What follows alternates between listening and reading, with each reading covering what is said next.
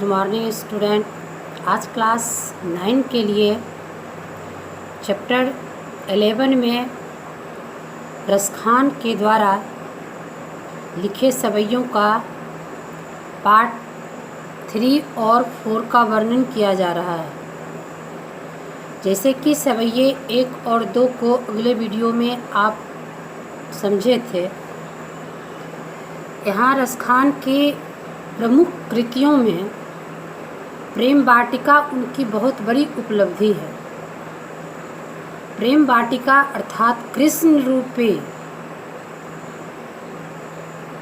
मनो विनोद में अपनी मन रूपी वाटिका को इस तरह सुसज्जित कर लिए हैं कि उनका मन कहीं और नहीं टिकता है।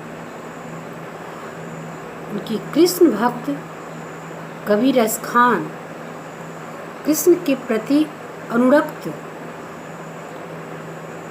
जीवन को कहीं और जीने की कल्पना नहीं करते हैं। वो हमेशा कृष्ण भक्ति में तल्लीन होकर कृष्ण के मुखारविंद को हर हमेशा अपने मन में बसाए हैं। सवैये 3 में यह कहा गया है कि मोड़ पखासिर ऊपर राखियो कुंज की माला गरे पहराऊंगी, ओढ़ी पीताम्बर लय लुकुटी बन गोधन ग्वारन संग फिरऊंगी।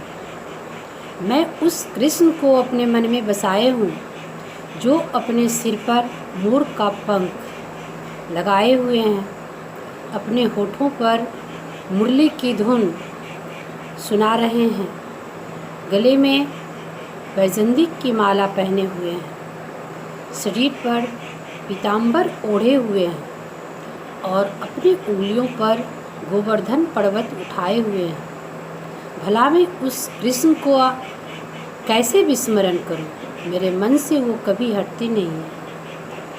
भाव तो वो ही मोही रसखानी सो, तेरे कहीं सो स्वांग कराऊंगी, या मुरली मुरलीधर की अधरान धरी अधरान धरूंगी। चाहे कृष्ण को पाने के लिए मुझे कितना ही बहाना क्यों न बनाना पड़े, मैं कृष्ण को कभी भूल नहीं सकता हूँ। इस भवसागर रूपी नैया को पार करने वाले हमारे लिए सिर्फ एक कृष्ण है। एक कृष्ण के मोहनी मूरत पर मैं अपने जीवन के सारा सुख को निछावर करने को तैयार हूँ।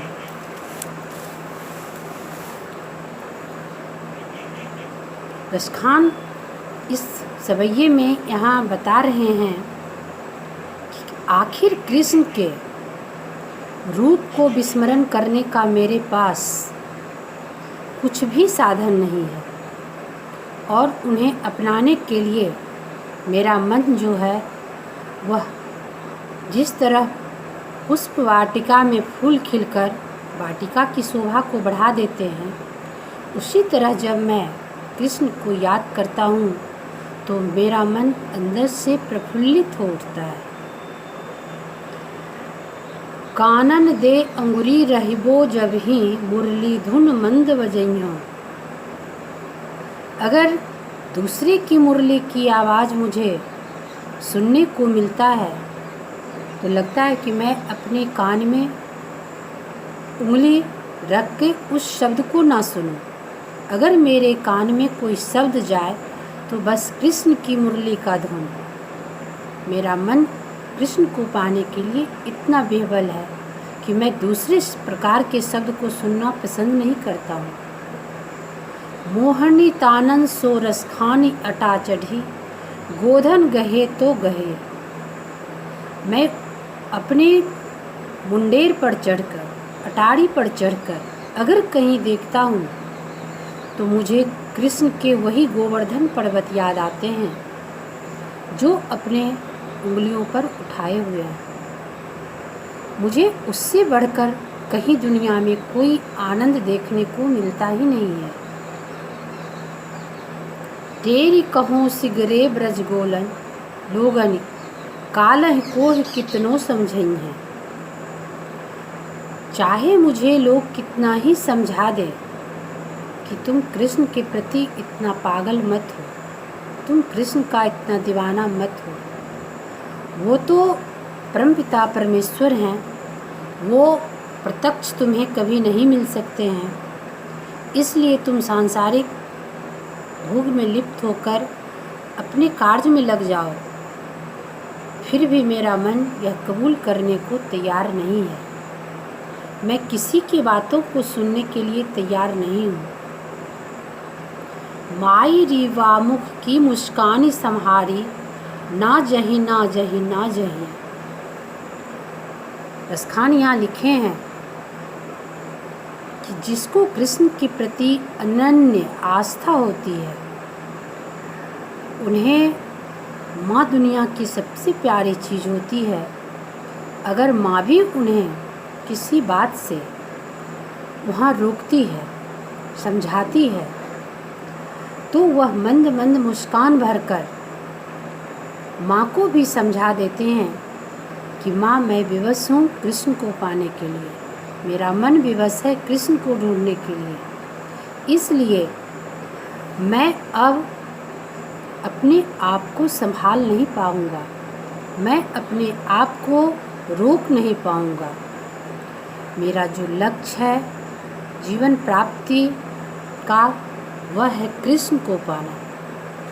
अर्थात मैं तुम्हारी बातों को यहाँ टालते हुए कृष्ण की भक्ति में लीन हो रही हूँ। जैसा कि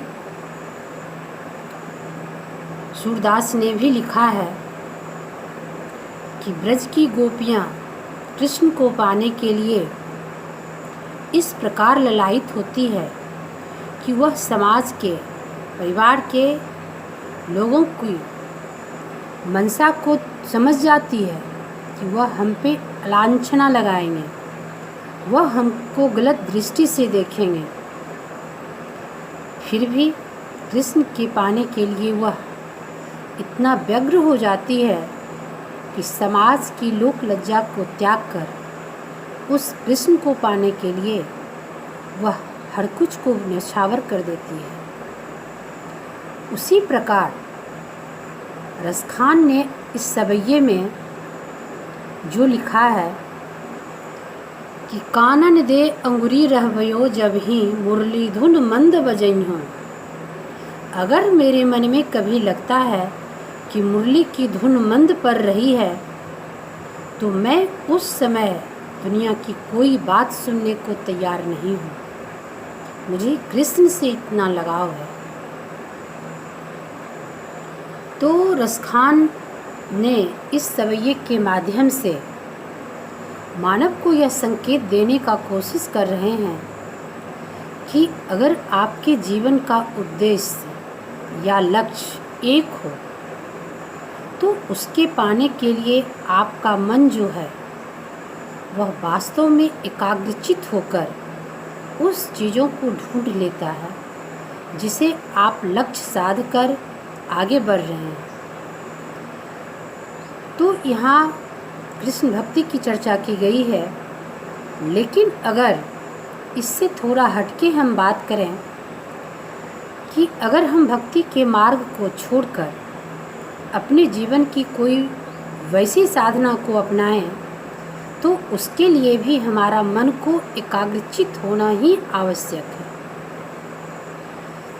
तो मन को एकाग्रचित करने के लिए हमें पहले कितनी तत्परता से अपने आप को एकाग्रचित करना पड़ता है, रसखान ने इसी बातों को रखा है कि मैं दुनिया की अन्य बातों को सोचने से, समझने से उस समय विमुक्त हो जाता हूँ जब मुझे अपना लक्ष्य दिखाई देता है। तो अभी आप विद्यार्थी जीवन में प्रवेश किए हैं, आपके जीवन का भी कोई मूल उद्देश्य होना चाहिए, और उस उद्देश्य को प्राप्त करने के लिए आप भी रसखान की भांति अपने मन को एकाग्रचित जब कर लेंगे, तो कोई भी लक्ष्य को प्राप्त करना आपके लिए कठिन नहीं होगा। इस सवैये के माध्यम से जो आपको भावार्थ बताया गया है, इसमें अनेकों प्रश्न छिपे हैं। प्रश्नोत्तर को हल आप भावार्थ से समझकर करेंगे। धन्यवाद।